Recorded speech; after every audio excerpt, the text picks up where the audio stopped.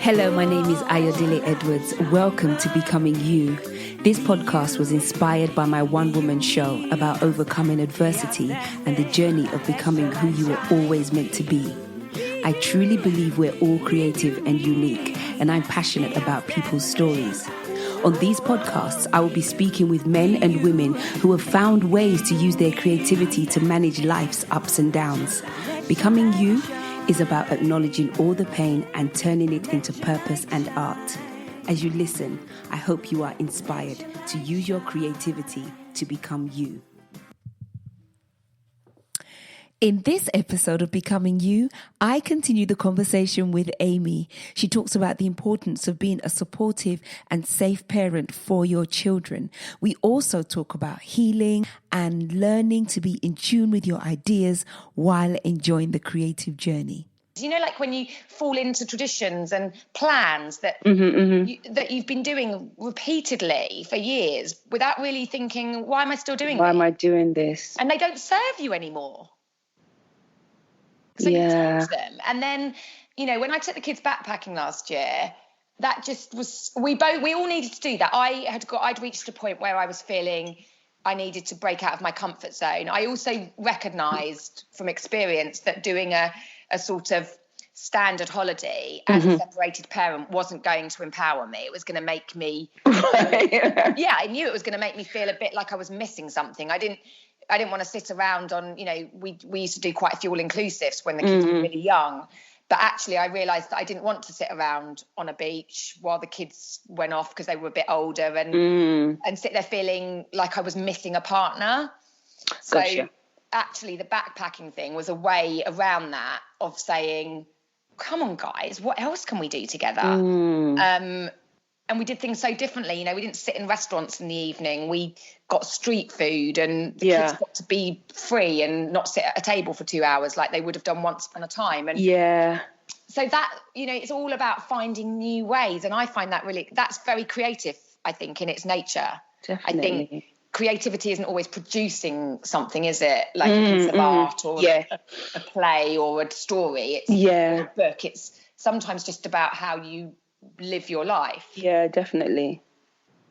Wow. And I think once you start that energy, just more and more of it comes back in. That's so true.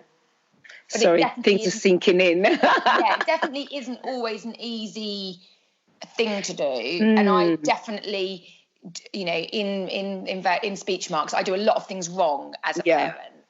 But I feel like I try and undo it and make up for it with the energy, if that makes sense. Yeah, I mean, parenting is just one of those things that, you know, everyone says no rule book comes with it. And you don't actually know if you've done a good job. You just never know until your kids turn around and tell you that, I get it, Mum. I get it. Or I'm going to do it this way. Or thank you. Or, you know, but it's weird that until you become a parent, there are certain things that you think that your parents don't know what they're doing or they don't get it.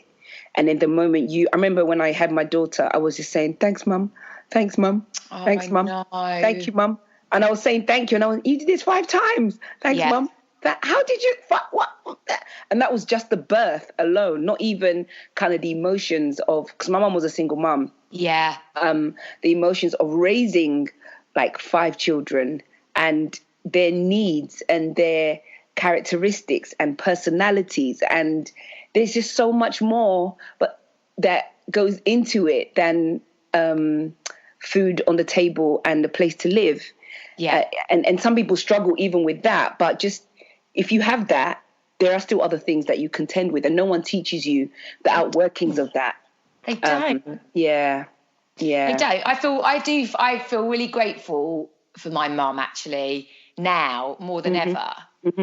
And she's really sweet about the way she will always say such nice things to me about how I'm raising the kids, and then sometimes she'll say it like she hasn't done it herself, like you're amazing. Like I did some baking with the kids, and then by the end of the week Eva could bake completely on her own without me even being in the kitchen, and she said, wow, you're so good doing that. She said, because I remember growing up with you, and that And she was quite, bless her, like I've got that streak as well. She was really tidy, my mum. So she did hate when we made mess. So right. she would have like had kittens, like leaving me in the kitchen with flour.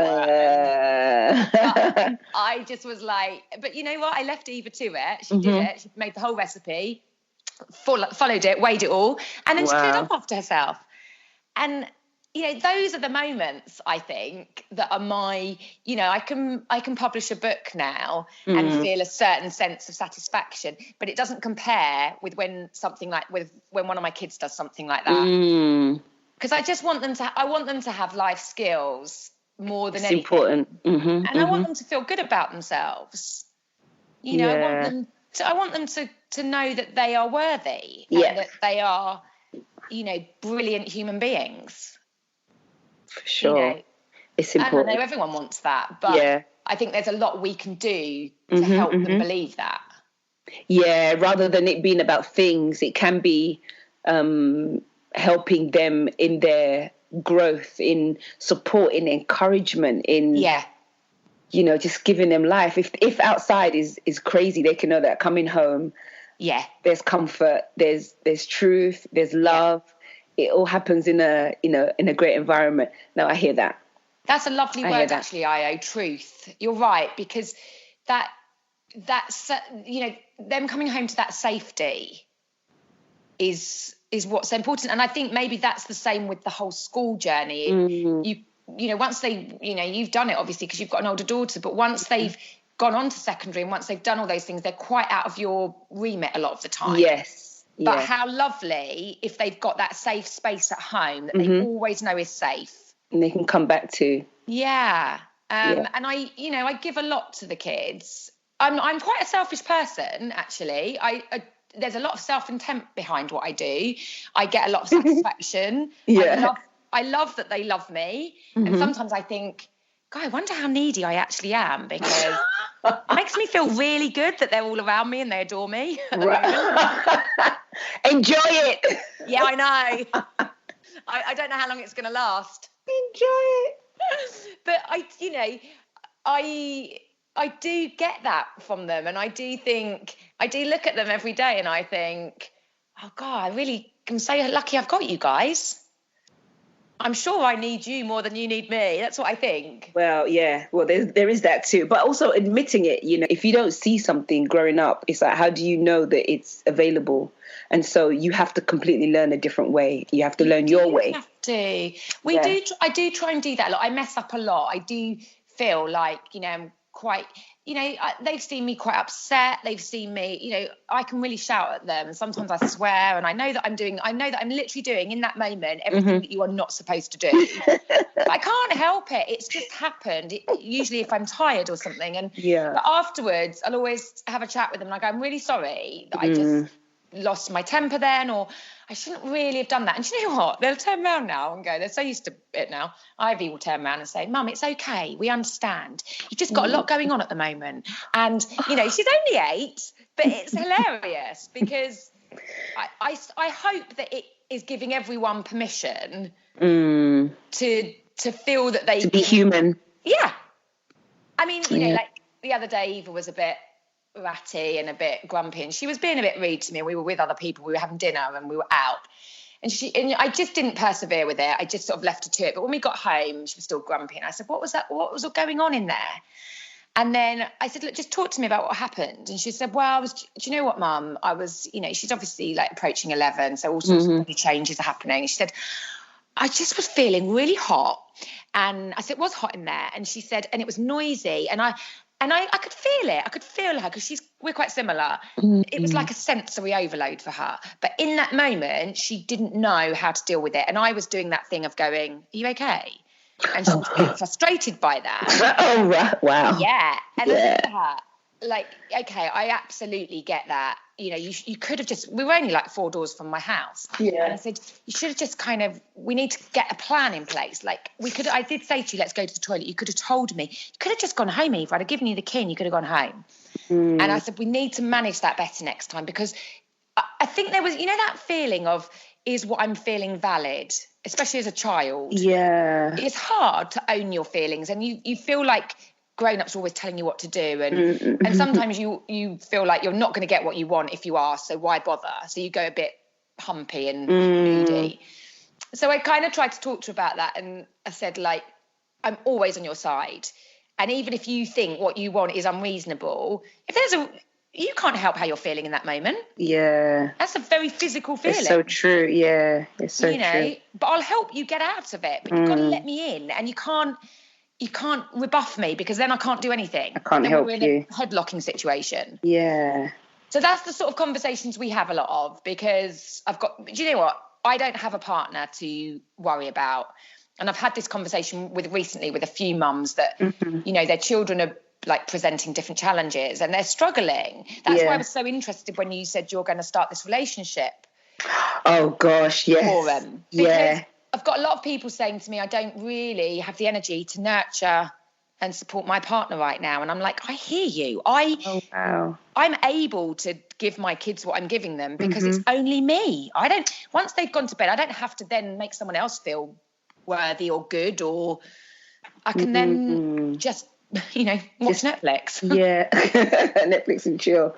But it's hard, isn't it? It is hard, but I think, oh my goodness, like we're probably going to have to split this into two because it's getting juicy. So I love the juicy.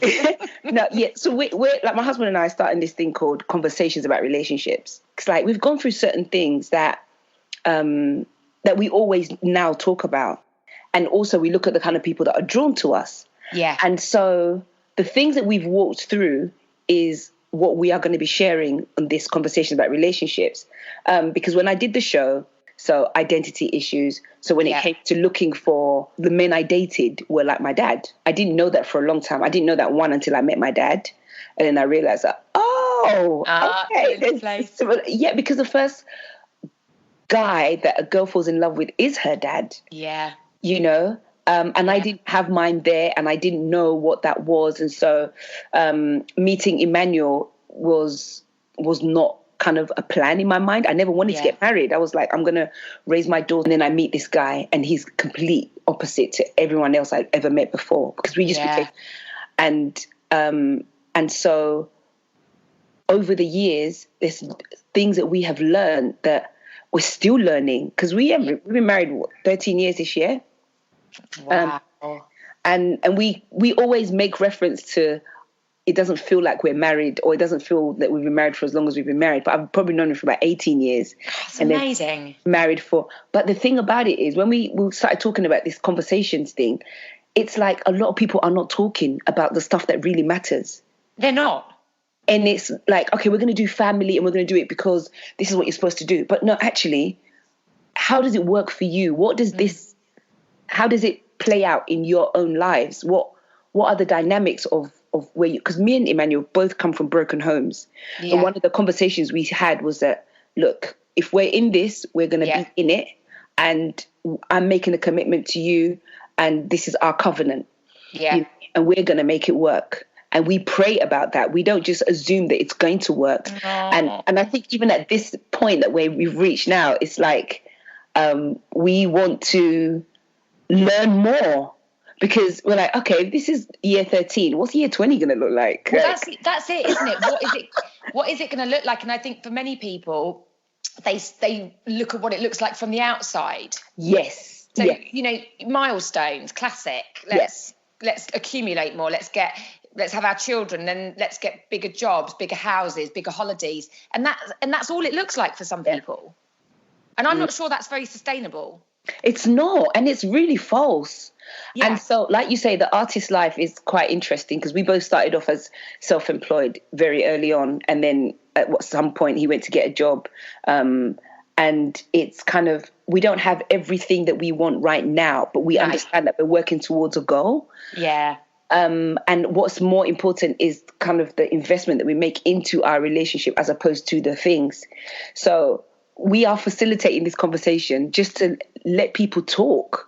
And that's great. Yeah, just to let people, because at first I was like, ooh, we were both like, I'm not sure if we want to do this. And I was like, no, we're not giving advice. We're just giving a platform for people to express themselves.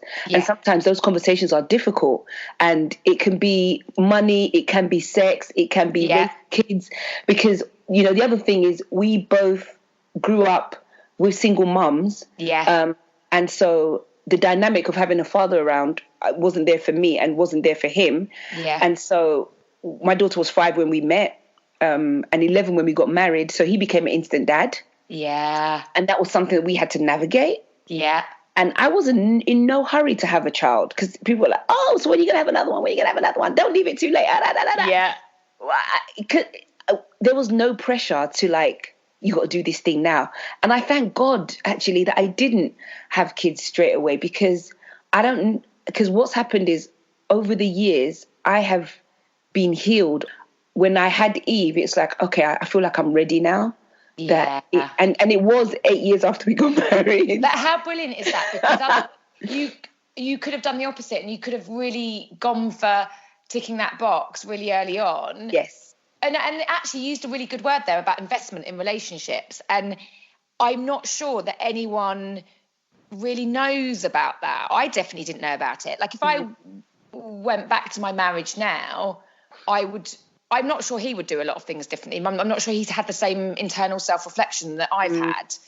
But I definitely would see different things differently. I think lots of people are struggling with relationships post-children.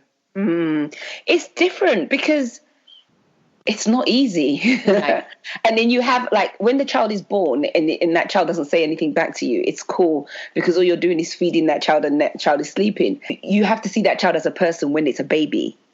Definitely. Do you know what I mean? It's like, it's a full person. Personality, like all of those things are... But so you shouldn't be surprised when this child starts talking and you're like, oh, who is this person? Like, where did you come from? Weirdly, it's so funny you've mentioned that, because Eva has had the strongest personality since she was born. I mean, people still talk in my NCT group about her cry, and like it was loud and you would just know it was her. And she's just had that absolute, she's got this sense of self and sense of spirit and being that has started to become challenged as she's kind of with her peers and that sort of thing, but that's all very normal. But she's got a very strong sense of self, and it's been there since I found her. Compared to my other two, I found her, I don't want to use the word challenging, because she hasn't challenged me necessarily, but she's been strong. I felt her strength since I gave birth to her, and she was my first. Wow. And she's just strong. She's strong. And you're right, that sense of self is there. You know, their personality is there from the minute. There. Yeah, it is. For sure. And that's what needs to be nurtured and supported. But I think that, there's just so many boxes that we're trying to tick.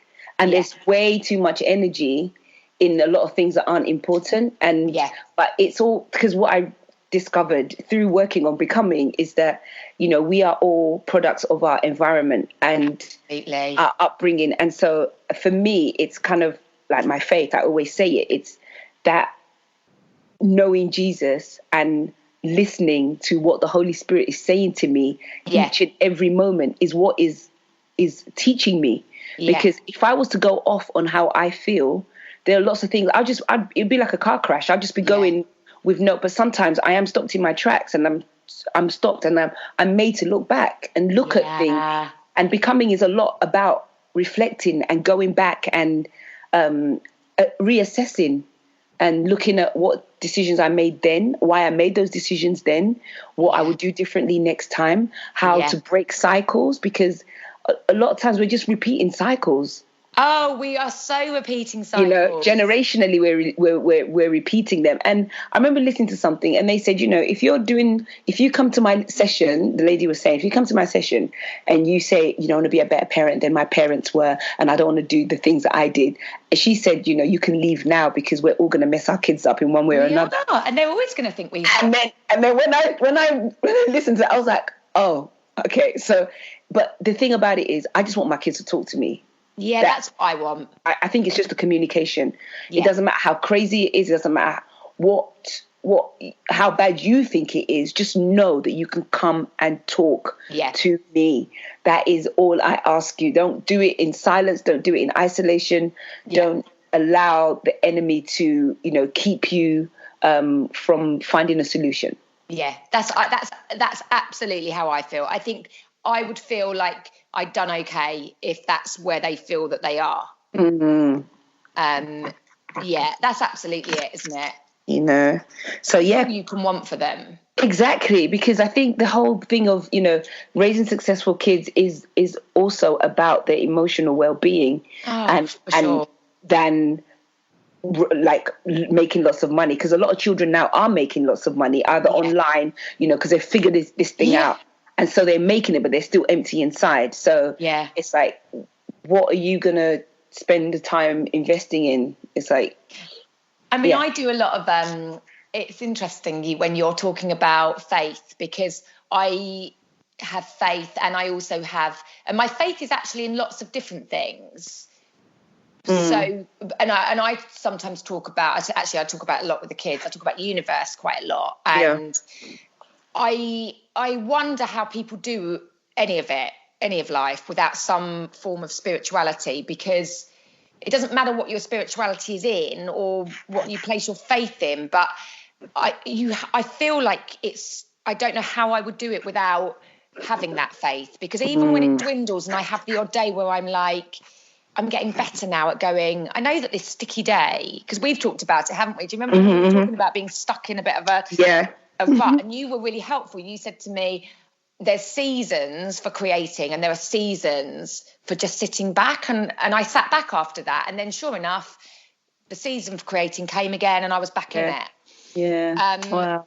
But it's really good on the days that are not particularly fulfilling or rewarding, or you just feel a bit stuck. It's so good on those days to not feel catastrophic and to say, I absolutely love this day for what it is, because it's a part of the what's to come.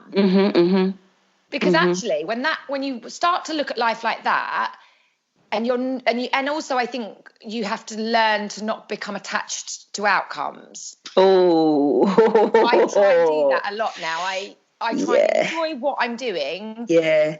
Without caring whether it reaches what I think I want to reach. Those things, and I think they're really good skills for kids to learn.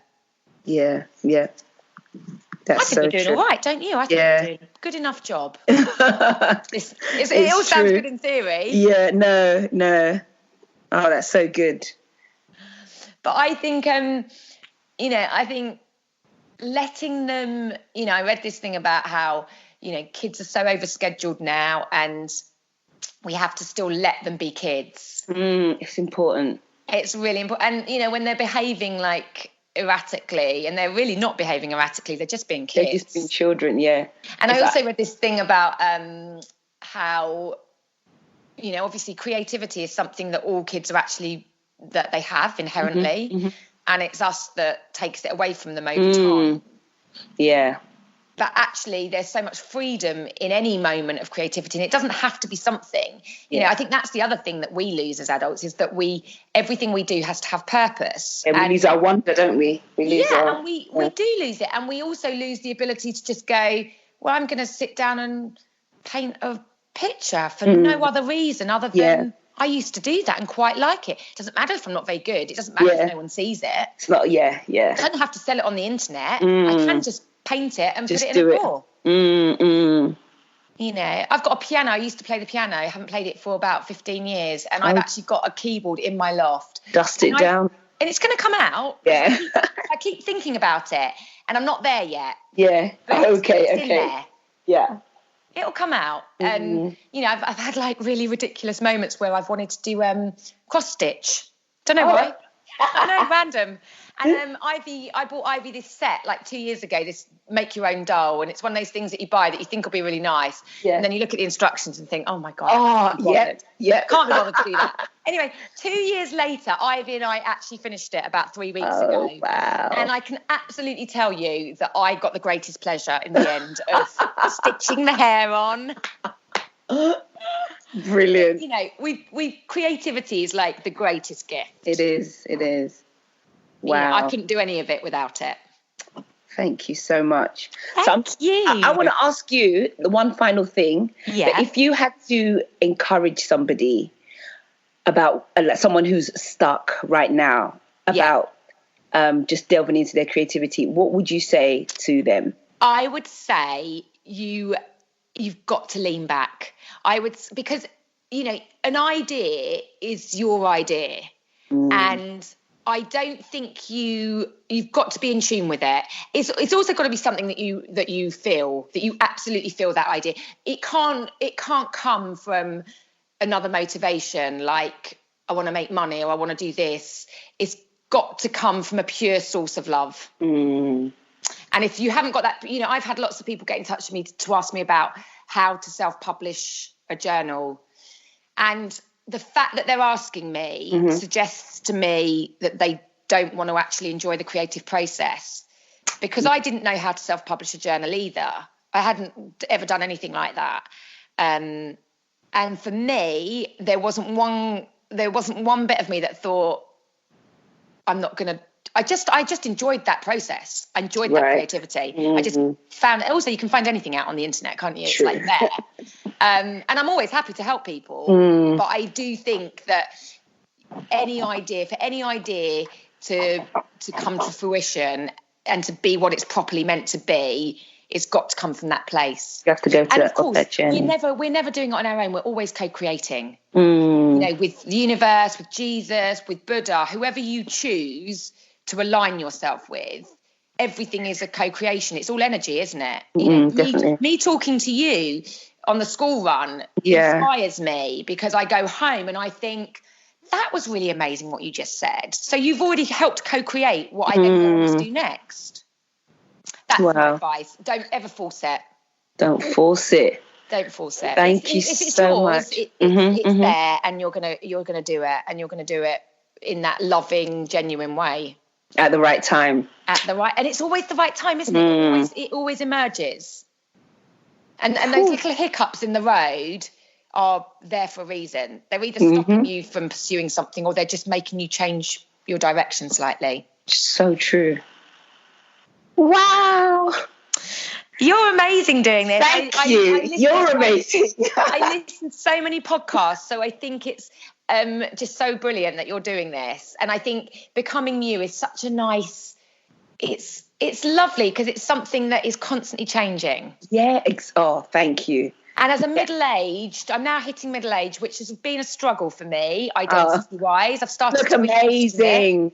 I'm in a really good place with it now, because I'm thinking I've started reframing my thoughts. But it's amazing how the noise around me got into my psyche. And I started to see myself differently, and I started to feel differently, because I was like, you know, everyone started talking about the menopause, which is still a long way away, I hope. But, exactly. You know, it's amazing how you get sucked into that. So becoming you is key, because we're always becoming us. Every single day it's a bit different, and we're changing and growing. Learning. It's true, yeah. I love you, Io. Thank you so much for asking me to be a part of it. Pleasure. Thank you for listening to Becoming You. To stay connected, follow me on Instagram or Facebook. Remember, being you is your best asset.